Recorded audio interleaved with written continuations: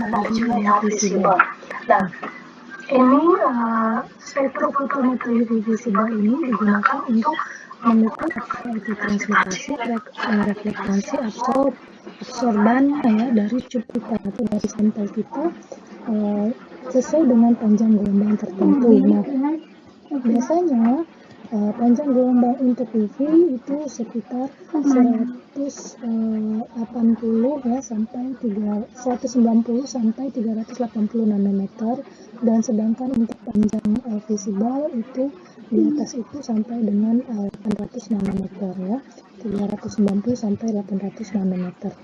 Nah, ini tadi prinsipnya ya, bahwasanya ada sinar ya yang masuk ke dalam sampel kita, sinar UV atau visible. Nah, nanti sinar tersebut ya kita tahu dia punya energi, dan ini akan mempengaruhi molekul kita ya, atau substansi senyawa kimia yang ada di dalamnya. Nah, cahaya ya yang digunakan itu merupakan fotonnya yang dapat bergetar ya, menjalar secara lurus dan merupakan tenaga listrik dan magnet yang saling tegak lurus ya. Nah, ini sebenarnya teorinya seperti itu ya. Kita akan coba jabarkan ya seperti apa ya mudahnya pemahaman mengenai spektrofotometer UV ya. Jadi ada banyak versi sebenarnya bentuk dari spektrofotometer UV. Nah, salah satunya ada di gambar seperti ini ya. Nanti sampel kita masukkan ke dalam alat ini ya, setelah di dalam menggunakan cuvette biasanya. Nah, kemudian setelah di running alatnya, dia memancarkan gelombang UV ataupun visible. Nah, kemudian datanya akan keluar berupa spektrum yang bisa kita amati dengan monitor. Nah, komponen instrumen tadi ya, di dalamnya itu ada apa saja sih ya? Ada beberapa. Yang pertama itu adalah sumber sinar ya, sumber cahaya.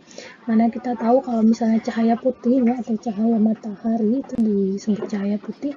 Itu ketika dia dimasukkan atau dilalui ke dalam sebuah prisma, dia akan berdispersi ya menjadi beberapa senyawa ya, beberapa warna ya. Jadi di sini adalah sumber sinar ya. Di sini biasanya sebagai sinar polikromatik dan kemudian dia terdiri dari banyak sekali sinar ya, monokromator. Nah, di sini ada monokromator juga ya, berfungsi untuk penyeleksi ya, panjang gelombang ya, mengubah cahaya yang putih tadi sehingga menjadi berpisah-pisah ya, warnanya ada 7 ya, seperti warna pelangi, itu adalah warna monokromator. Kemudian sampel ini akan dimasukkan ke dalam cuvette ya. Sel sampel ini biasanya disebut dengan cuvette ya. Ada bagian yang gluring, ada bagian yang transparan. Nah, ini ketika kita masukkan ke dalam alat ini jangan sampai terbalik. Nah, sinar itu akan diteruskan ya masuk ke dalam sampel kita.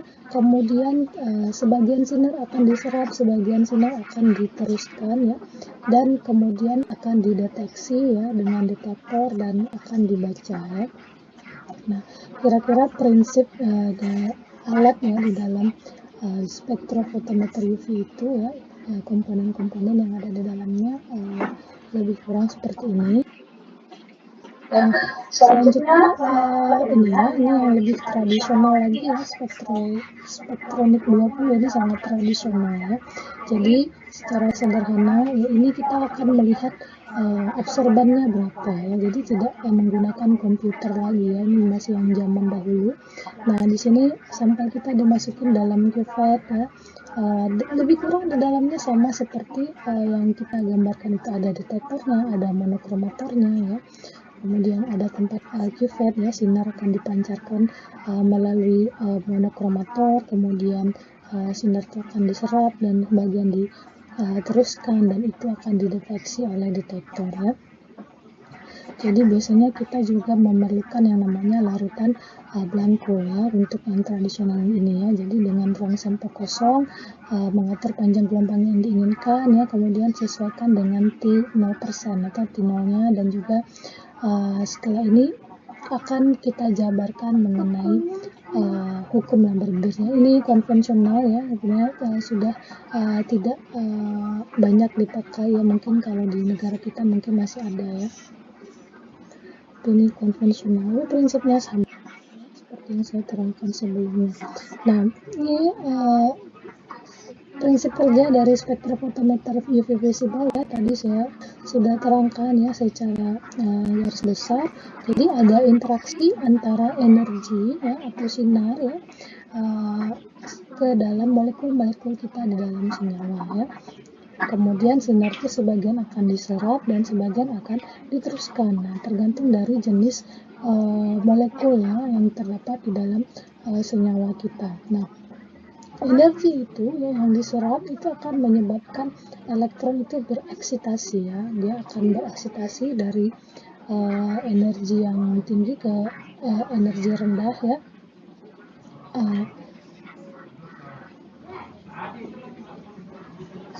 Kebalik dari energi yang tinggi ke energi yang lebih, dari rendah ke energi yang lebih tinggi ya. Nah, ini sama ya sebenarnya, jadi ada yang biasanya tempat kuvetnya ya itu ada 1 atau 2, jadi ini tergantung variasi dari alatnya ya. Tapi intinya tetap kita ada sumber cahaya, kemudian cahaya itu akan dirubah ya menjadi cahaya mono beberapa warna, kemudian diteruskan baik itu melalui reference ya atau larutan blanko ya, kemudian ke sampel, kemudian nanti akan sinar yang diteruskan inilah yang akan dideteksi menggunakan detektor dan kita akan dapatkan spektrum ya. Nah, kemudian ada struktur kimia dan absorpsi visible. Nah, misalnya ya larutan kalium permanganat ya. Ini dia bisa dianalisa menggunakan spektrofotometer visible ya, karena dia adalah senyawa yang berwarna ya. Kemudian untuk senyawa tersebut ya jika tidak berwarna, maka biasanya kita bisa menambahkan pengompleks ya, sehingga dia bisa membentuk warna ya. Biasanya bisa dengan menambahkan logam Pb ya. Nah, kemudian ya larutan dapat juga dianalisa itu adalah yang memiliki gugus kromofor ya. Nah, gugus kromofor itu apa? Gugus molekul ya mengandung elektron ya yang menyerap energi pada daerah UV dan visible ya. Tadi saya sebutkan bahwasanya molekul-molekul ya yang dapat menyerap pada panjang gelombang 190 nanometer sampai 800 nanometer. Nah, itu dia akan memberikan absorpsi ya pada sinar UV dan visible. Nah, maka zat yang bisa dianalisa otomatis itu adalah larutan berwarna dan juga yang memiliki gugus kromofor yang dapat mengabsorpsi pada range gelombang UV visible. Nah, selanjutnya ini adalah contoh-contoh ya struktur kromofor ya. Ini juga kembali lagi ya hubungannya dengan kimia organik, misalnya adalah gugus karbonil ya, atau keton ya, ini sekitar 280 nanometer ya. Kemudian azo ya 262, nitro dan seterusnya ya. Jadi ini lebih kurang jadi struktur yang berkromofor ya atau memiliki elektron ya, terutama elektron yang tidak tidak berpasangan ya, elektron tidak berpasangan dan elektron yang energinya tidak terlalu kuat, maka itu akan bisa dideteksi ya menggunakan UV dan visible. Nah, jadi spektrofotometer UV dan visible itu bisa digunakan untuk analisa kualitatif dan juga kuantitatif ya. Nah, kemudian ini ada spektrum tadi ya, dalam tabel sebenarnya sudah kita berikan gambaran ya berapa panjang gelombangnya ya, dimana panjang gelombang itu akan berbanding terbalik dengan energi ya. Nah, selanjutnya ini ya kalau secara visual misalnya warna yang kita amati hijau, nah yang diserap merah, panjang gelombangnya 700 nanometer, kemudian kalau violet yang diserap adalah kuning 550 nanometer ya. Jadi ini sekedar pengetahuan saja ya, tidak perlu dihafalkan. Tapi intinya prinsipnya kalau misalnya molekul kita itu memiliki warna dan memiliki gugus kromofor ya yang mampu menyerap antara panjang apa 190 sampai 800 nanometer, maka kita bisa gunakan spektrofotometer UV vis. Nah, biasanya datanya itu akan berupa spektrum ya, seperti yang kita bisa lihat di sini ya. Jadi ada puncak-puncaknya ya, ada peaknya. Nah, di sini ya kita akan dapat tampilan datanya ya berupa panjang gelombang, kemudian absorpsinya berapa. Nah, di sini bahwasanya puncak ini ya, tiap-tiap puncak ini itu menandakan sinar yang diserap oleh sampel ya, oleh senyawa kita ya. Jadi adanya serapan di sini. Nah, ini biasanya dia akan berubah ya.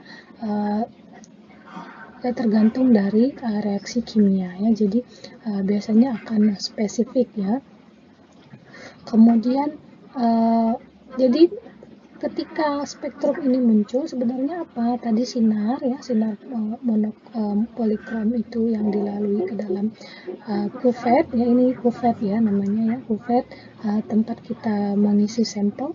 Kuvet disinari dengan sinar polikromator, kemudian sebagiannya akan diserap dan sebagian akan diteruskan. Nah, biasanya untuk mengkalkulasi berapa sih sinar yang diserap ya, yang di adanya puncak-puncak ini adalah sinar yang diserap, kita menggunakan hukum Lambert-Beer dengan rumus A sama dengan B kali C ya.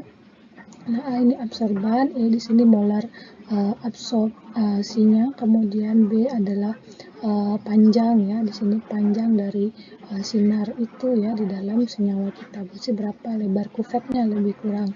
Kemudian C konsentrasi.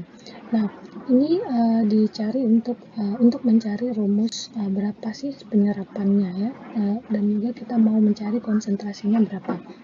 Nah, ini sinar ya, sumber sinarnya ini disebut sebagai I0 ya, kemudian yang diteruskan disebut dengan I. Nah, contoh dari hukum Lambert-Beer ini ya, misalnya kita ketahui bahwasanya absorban molaritinya ada 0,35 per cm min 1 molar min 1. Nah, kemudian lebar kuvetnya 2 cm ya, kemudian I0, kemudian I ya, waktu sebelum sinarnya diserap dan setelah sinarnya diserap. Maka untuk mencari nilai A sebelumnya kita harus melakukan log, jadi I0 ya dibagi dengan I ya. Nah, kita dapatkan I-nya adalah 1 ya, I0-nya adalah 1, dianggap 1 di sini, kemudian dibagi dengan 0,12 ya, dan dapat hasilnya A 0,92. Nah, kemudian untuk mencari konsentrasi berapa sih konsentrasi dari larutan kita, maka kita bisa pakai rumus ini ya, tinggal dibolak-balik aja, C sama dengan A dibagi E kali B. Nah, maka C diperoleh konsentrasinya 0,9208 dibagi 0,35 kali 2, dapatnya 1,3 molar ya. Jadi kita tahu bahwasanya konsentrasi senyawa yang terdapat dalam larutan yang kita uji sebanyak 1,3 molar ya. Nah, ini biasanya juga diperlukan ya, kita harus membuat yang namanya di-plotting ya, supaya kita tahu regresinya ya, sehingga kita bisa dapat seperti ini ya, regresi antara absorban dan konsentrasi. Nah, di sini kita juga bisa pakai ya untuk memprediksi konsentrasi dari larutan lainnya ya, menggunakan plotting ini. Oke, jadi sebelumnya kita sudah belajar mengenai spektrofotometri UV, sekarang adalah mengenai spektrofotometri IR ya, bukan